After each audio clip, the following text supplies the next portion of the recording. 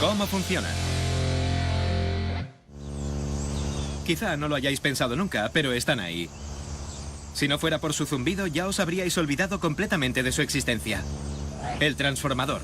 El último lugar por el que pasa la corriente eléctrica antes de colarse en tu casa. ¿Para qué sirve? ¿Estáis de broma? Intentad dominar una descarga de 25.000 voltios. Este alto voltaje es la única forma de que la corriente eléctrica recorra grandes distancias sin perder energía. Pero si dejásemos entrar 25.000 voltios en casa, no pasaría nada bueno. Las cosas se pondrían bastante feas. Los aparatos eléctricos se freirían al instante y además habría que lidiar con diversos cortocircuitos, incendios y explosiones. Por eso los transformadores son tan útiles.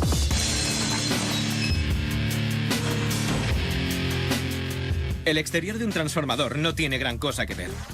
La borna alto voltaje, aquí es donde llegan los 25.000 voltios. El cuerpo del transformador es un simple cilindro de acero. En uno de los laterales hay 3 bornas de voltaje bajo.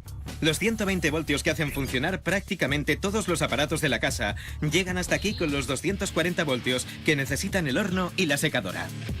¿Cómo se reducen 25.000 voltios a 120 y 240? Una palabra: inducción. Fascinante y muy sencilla. La inducción funciona así. La corriente entra en el transformador e impacta en un devanado de cobre, el devanado primario. La corriente genera un campo magnético, y si se pone un segundo devanado entre el campo magnético se genera una corriente eléctrica.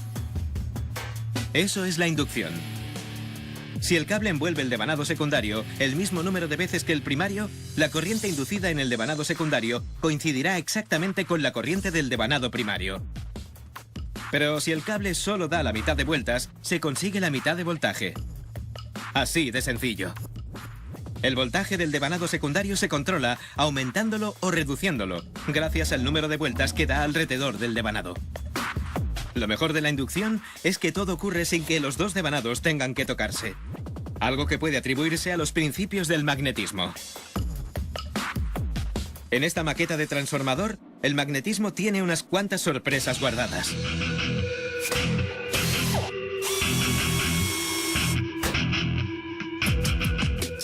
La primera, el transformador contiene exactamente 70 litros de aceite.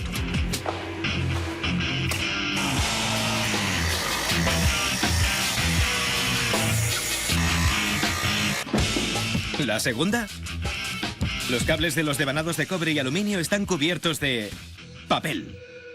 Y la tercera, no solo hay un devanado secundario cerca del primario, hay 2. No os preocupéis, lo tenemos todo controlado. ¿Por qué aceite? Porque es un aislante excelente y evita que la humedad penetre en el transformador. En pocas palabras, lo protege de los cortocircuitos.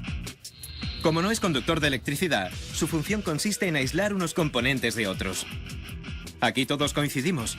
Poner papel dentro de un transformador resulta algo extraño.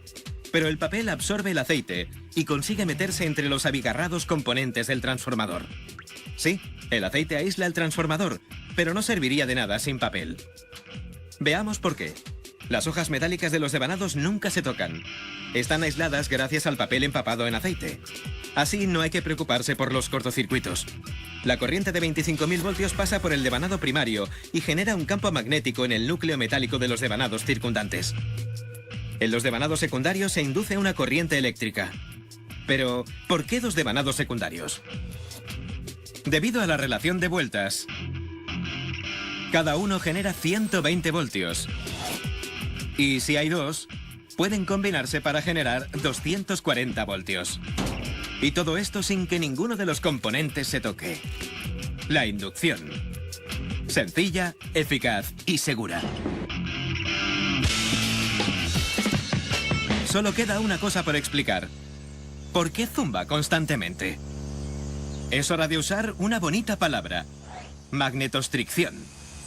Suena complicado, pero es muy sencillo. Significa que el metal vibra gracias a la alternancia del campo magnético que generan los 25.000 voltios.